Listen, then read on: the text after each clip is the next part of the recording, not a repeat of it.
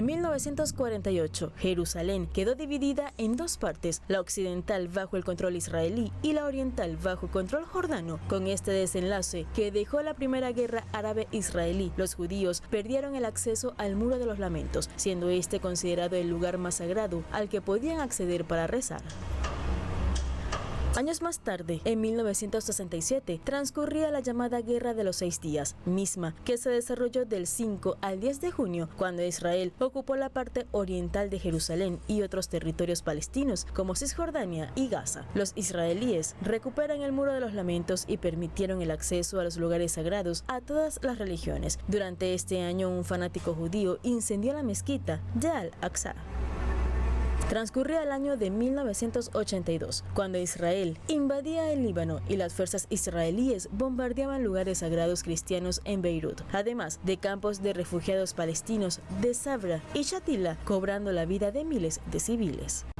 Durante el año de 1996, el sur del Líbano se convertía en el lugar de enfrentamientos entre Israel y la organización islamista Hezbollah. Durante la confrontación se vio afectada la iglesia de Nuestra Señora de Caná, donde, según puntualiza la tradición cristiana, tuvo lugar el primer milagro de Jesús.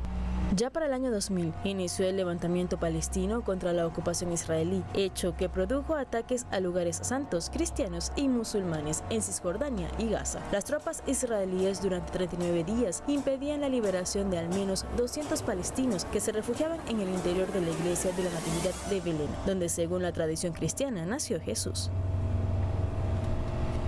Llega el año 2002 cuando las fuerzas israelíes irrumpieron en la Basílica del Santo Sepulcro en Jerusalén, donde según la tradición cristiana se encuentra el lugar donde fue crucificado y sepultado Jesús, hechos que se desarrollaron durante la operación israelí Escudo Defensivo en Cisjordania. En el 2014, las fuerzas israelíes bombardearon mezquitas e iglesias en el enclave palestino. Durante este periodo, la mezquita más antigua de Gaza, Al-Omari, fue destruida por un misil, además de verse afectada la iglesia ortodoxa de San Porfirio y la iglesia católica de la Sagrada Familia. En el actual 2023, el asedio de Israel y Palestina se intensificó desde el pasado 7 de octubre. Nuevamente, los lugares sagrados se convierten en las principales zonas de ataque. Recintos como la explanada de las mezquitas, el Monte Sión, el Muro de los Lamentos y la Iglesia de la Dormición, además de la Basílica del Santo Sepulcro y otras iglesias, la Mezquita de Jerusalén, Gaza y Cisjordania, se ven afectadas o comprometidas por los constantes bombardeos. Son años y años de enfrentamiento, ocasionando entre sus ciudadanos dolor y resentimiento entre judíos, musulmanes y cristianos. Líderes religiosos han pedido el cese de las hostilidades y el diálogo para preservar la paz y el respeto a la Tierra Santa. Los crímenes cometidos en Palestina en los últimos años han alcanzado una magnitud alarmante, con miles de víctimas civiles, incluyendo mujeres, niños, periodistas, trabajadores humanitarios y personal médico. Desde octubre de 2023 se han documentado bombardeos masivos, desplazamientos forzados, hospitales y maternidades particularmente destruidas por ataques deliberados contra zonas consideradas seguras. Las causas de estos crímenes son múltiples. Se enmarcan principalmente en el contexto de la ocupación prolongada de territorios palestinos por parte de Israel, la expansión de asentamientos ilegales y una política de bloqueo que ha generado condiciones de vida insostenibles en Gaza. A esto se le suma el uso del hambre como arma de guerra, la negociación de ayuda humanitaria y el corte de servicios básicos como agua y electricidad, lo que ha provocado muertes por desnutrición y enfermedades evitables. Estas prácticas han sido calificadas por expertos como parte de una estrategia para hacer inhabitable la Franja de Gaza y forzar el desplazamiento de su población. Además, el conflicto ha sido alimentado por factores políticos y religiosos, incluyendo la fragmentación interna entre facciones palestinas, el respaldo internacional a diferentes actores del conflicto y la disputa por lugares sagrados como Jerusalén. La polarización global ha dificultado la rendición de cuentas, mientras que el silencio o la complicidad de algunos gobiernos han permitido que las violaciones continúen sin consecuencias efectivas. La comunidad internacional ha sido llamada a actuar, pero las respuestas han sido lentas y en muchos casos inexistentes. De un territorio vibrante, lleno de vida, artes y reliquias culturales, se compone Palestina, en especial la Franja de Gaza. Su población construida allí ha hecho lo posible para llevar adelante su vida, pese al asedio y el bloqueo sionista. Al ver estas imágenes es importante recordar que no son únicamente muros y edificios, recientes o antiguos. Cientos de miles de personas viven en la Franja de Gaza. Hombres, mujeres, niños y niñas sobreviven al constante bombardeo israelí, refugiándose en las construcciones que siguen en pie o entre los escombros. Todas las imágenes que están viendo justo ahora son de archivo. La gran mayoría de estos edificios actualmente no existen y el paisaje de la localidad, que en algún momento fue vibrante y colorido, hoy está dominado por un color gris concreto.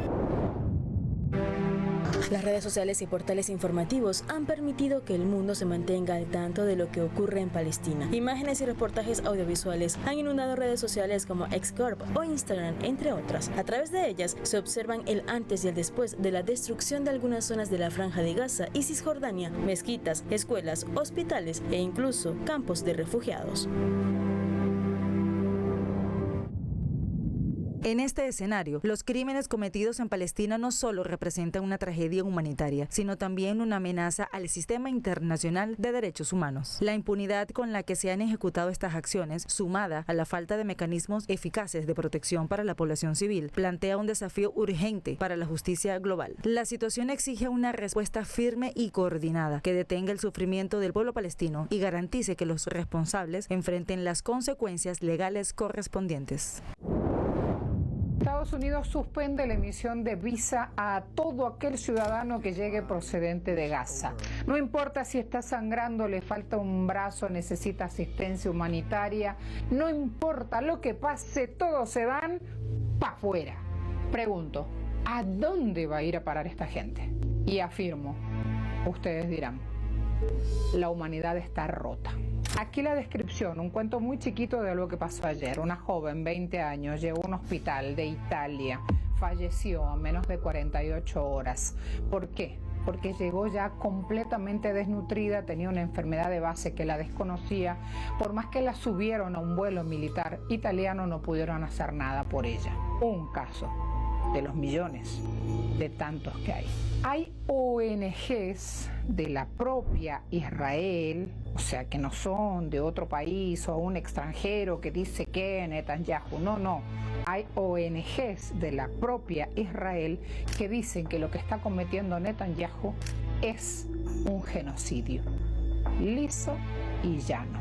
Voy a darle los dos nombres, así no dice, no, es Telesur, no, las ONG son B'Tselem y por la sigla PHRI, dos de las que con nombre y apellido, digamos, enfrentan el poder del régimen sionista. ¿Y para qué es todo esto? Para que cuando usted le digan que Israel va a evacuar Gaza, no es verdad. Lo sacan de sus casas a punta de bombas. Más del 80% de tierras agrícolas están destruidas. Más del 80% de la infraestructura de Gaza está por el suelo. Entonces, van a desplazar a la población que queda. ¿A dónde? Esa es la pregunta.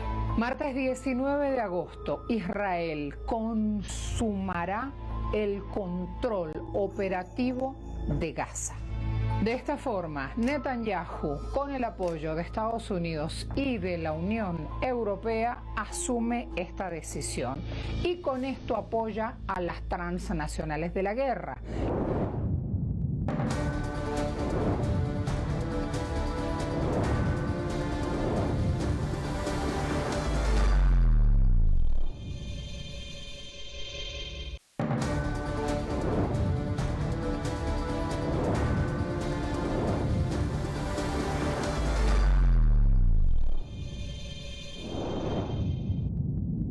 Los crímenes cometidos contra periodistas en Gaza han alcanzado niveles sin precedentes en la historia moderna del periodismo. Desde octubre del 2023, más de 240 comunicadores han sido asesinados, según cifras de la ONU, organizaciones como Reporteros Sin Fronteras y el Comité para la Protección de los Periodistas. Muchos de ellos trabajaban para medios internacionales, como Al Jazeera, mientras otros eran periodistas independientes o locales. El caso más reciente y emblemático fue el asesinato de Anas al-Sharif y su su equipo, quienes fueron atacados deliberadamente por fuerzas israelíes mientras cubrían una situación humanitaria frente al hospital Al-Shifa. Estos crímenes han sido calificados como ataques sistemáticos y premeditados dirigidos a silenciar la cobertura mediática de atrocidades cometidas en Gaza. Las carpas de prensa, oficinas de medios y zonas identificadas como espacios de trabajo periodístico han sido blanco directo de bombardeos, lo que constituye una violación grave al derecho internacional humanitario. Israel ha justificado algunos de estos ataques alegando vínculos entre periodistas y grupos armados, pero estas acusaciones han sido rechazadas por los medios afectados y por organismos internacionales que exigen investigaciones independientes.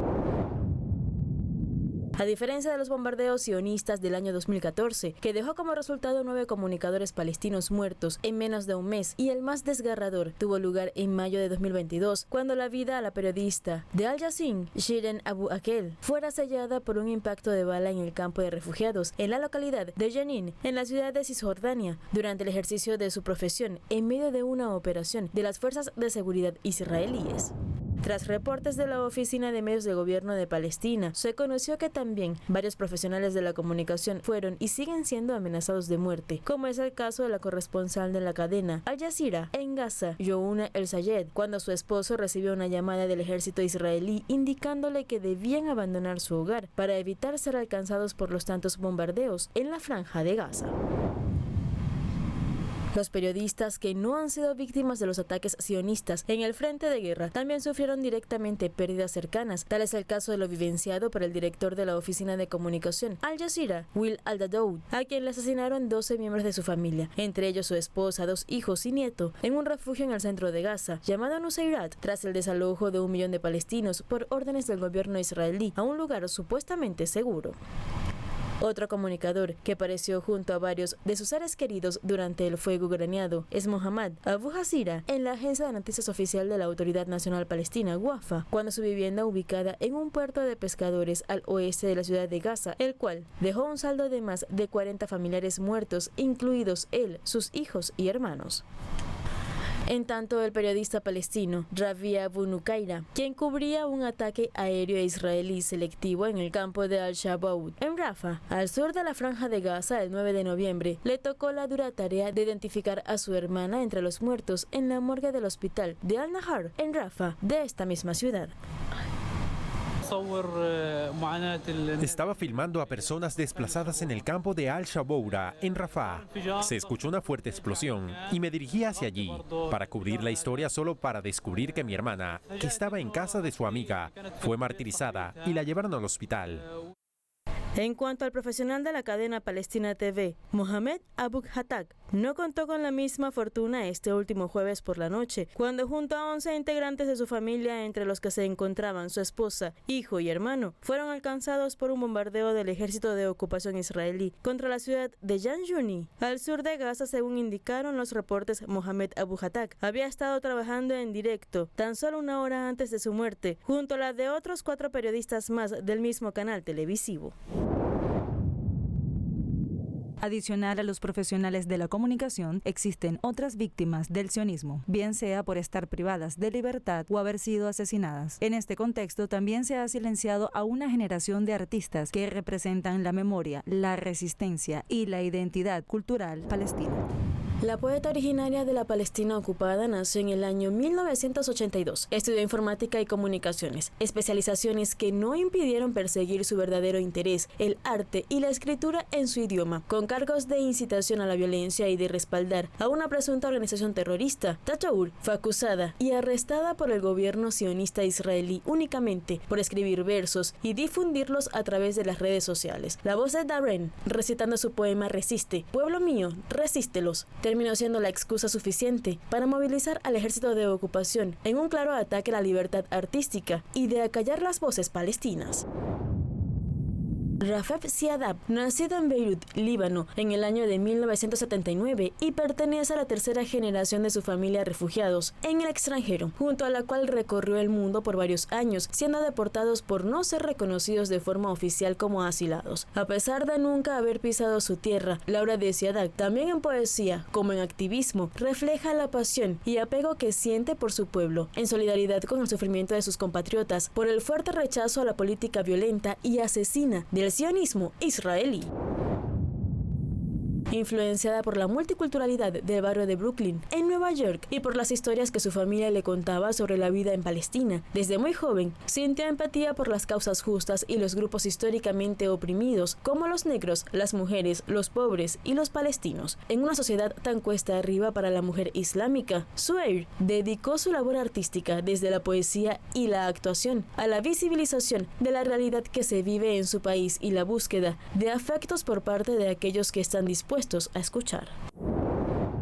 La comunidad internacional ha condenado estos asesinatos, pero la falta de acciones concretas ha generado un clima de impunidad. Las restricciones al acceso de prensa extranjera, el cierre de oficinas de medios como Al Jazeera en Israel y la censura sistemática han agravado la desinformación y dificultado la documentación de los hechos. En este contexto, los periodistas palestinos continúan trabajando en condiciones extremas, arriesgando sus vidas para transmitir la realidad de un pueblo que enfrenta una ofensiva militar devastadora.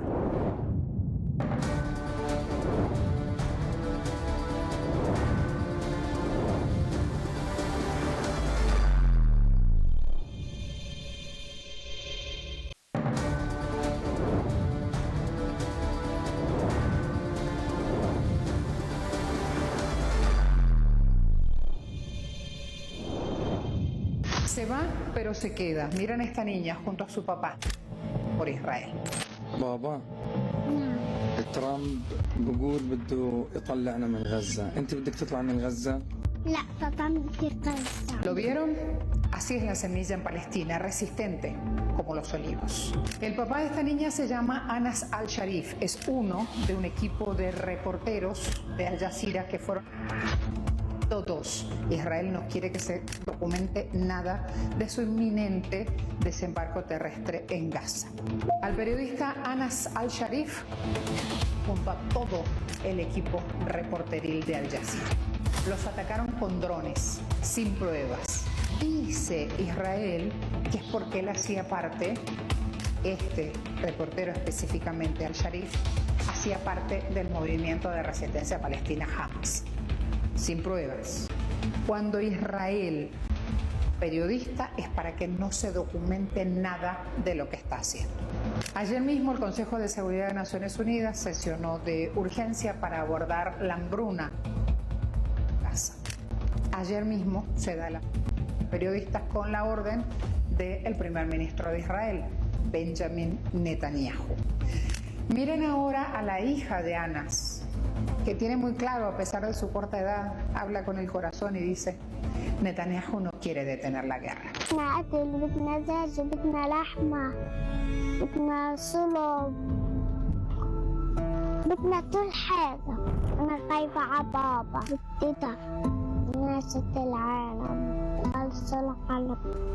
Pregunto, ¿Israel silencia a los periodistas ante una inminente ocupación terrestre de Gaza? Los crímenes no cesan. La cadena Al Jazeera informó que la familia del corresponsal, Wael al-Dadouf, murió en un ataque aéreo israelí en el campo de refugiados de Nuseirat, en el centro de la Franja de Gaza. Entre las víctimas se encuentran su esposa, su hijo adolescente, su hija pequeña y un nieto, quienes se habían refugiado allí tras la orden de evacuación emitida por Israel para más de 1 millón de personas del norte de Gaza, en medio de la ofensiva militar en curso. Este ataque se enmarca en la campaña de bombardeos que Israel ha desplegado sobre Gaza desde el 7 de octubre, tras el asalto de Hamas que dejó más de 1.400 muertos en territorio israelí y más de 200 secuestrados y que ha provocado hasta ahora más de 7.000 muertes en Gaza. Recientemente, Israel asesina nuevamente a otro profesional de la comunicación en Gaza, identificado como Islam al-Qomid. Falleció sangrientamente en un ataque contra el barrio de Sabra, en Gaza. Con su asesinato, la cifra de comunicadores palestinos muertos desde octubre de 2023 asciende. El deporte palestino vuelve a vestirse de luto tras el asesinato del reconocido basquetbolista Mohamed Shalam, de 39 años, que murió mientras intentaba conseguir alimento para sus 6 hijos en las cercanías de Han Yunis, al sur de Gaza, Shalom, figura destacada en la Liga del Baloncesto de la Franja. Dejó una huella imborrable en los clubes Khadamat Al-Burek y Khadamat Al-Matgazi, con los que conquistó múltiples títulos. Su muerte se suma a la de Suleiman Al-Boeid, el Pelé palestino, fallecido semanas atrás en circunstancias similares, evidenciando el creciente riesgo que enfrentan los civiles incluso al buscar ayuda humanitaria. Desde el inicio de la guerra, más de 660 atletas palestinos han perdido la vida, según la Asociación Palestina de Medios Deportivos. Entre las figuras asesinadas también se encuentra Hani Al-Masri, entrenador de atletismo, Youssef Abou Dalut, joven promesa del taekwondo, y Rami Al-Khatib, técnico de balonmano, todos alcanzados por proyectiles mientras cumplían labores humanitarias o intentaban evacuar a sus familias. El Ministerio de Sanidad de Gaza advierte que más de 62.000 personas han muerto desde el estallido del conflicto, incluyendo cerca de 2.000 que fallecieron mientras esperaban comida o intentaban interceptar camiones de ayuda en rutas bajo vigilancia militar. Por su parte, Israel anunció la segunda fase de la operación Carros de Gedeón, con el objetivo de ocupar completamente la franja de Gaza mediante bombardeos intensivos y maniobras terrestres. El primer ministro Benjamín Netanyahu anunció que esta etapa cumplirá ataques en campos de refugiados y zonas habitadas, lo que ha generado preocupación internacional por el aumento de víctimas civiles. La ofensiva contempla el despliegue de más de 190.000 soldados, entre regulares y reservistas, y propone la creación de zonas humanitarias en el sur del enclave, como paso previo a la evacuación masiva, aunque su viabilidad ha sido cuestionada por organismos humanitarios. El régimen de ocupación de Israel impide la entrada de equipos médicos extranjeros hacia la franja de Gaza. El personal médico denuncia que el haber condenado las acciones israelíes en medios de comunicación contribuyó a la prohibición de su entrada al enclave palestino. Además, expresaron que la medida también se debe a que el sionismo no quiere que los médicos revelen lo que sucede dentro de la franja de Gaza ante sus planes de expansión.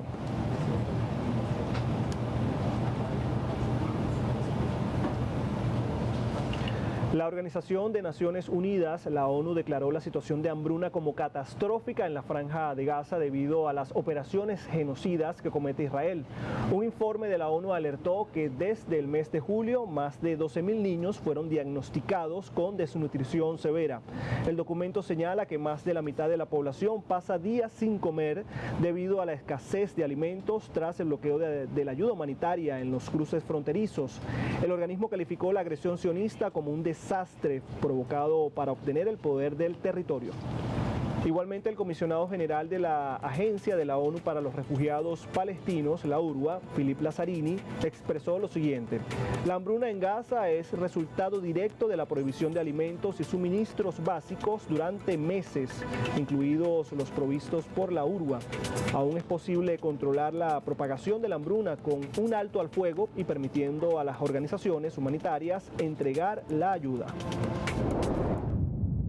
La Organización de Naciones Unidas ha hecho un llamado urgente a la comunidad internacional para que adopte medidas concretas que detengan la escalada de violencia en Gaza. Instó a los Estados miembros a cumplir con sus obligaciones establecidas en la Convención sobre el Genocidio y a actuar con firmeza frente a las graves violaciones del derecho internacional humanitario. En ese sentido, la Organización de las Naciones Unidas ha declarado oficialmente que la situación de hambruna en la Franja de Gaza ha alcanzado niveles catastróficos, marcando por primera vez el grado más alto de la escala de inseguridad alimentaria. Esta declaración se produce en el contexto de una ofensiva militar prolongada por parte de Israel, que ha generado un colapso total en el acceso de alimentos, agua y servicios básicos, afectando gravemente a la población civil. Según un informe reciente del organismo, desde julio, más de 12.000 niños han sido diagnosticados con desnutrición severa, mientras que más del 50% de los habitantes de Gaza pasan días enteros sin ingerir alimentos. El bloqueo de ayuda humanitaria en los cruces fronterizos ha agravado la crisis, y la ONU advierte que esta situación no es producto de circunstancias naturales, sino de una agresión deliberada con fines de control territorial. El secretario general, Antonio Guterres, calificó la situación como un infierno viviente y denunció que se trata de un desastre provocado por acciones humanas, que representa una falla ética global. Mientras tanto, el gobierno israelí ha rechazado el informe, acusando a la ONU de parcialidad. Es importante preguntar cuál sería el accionar internacional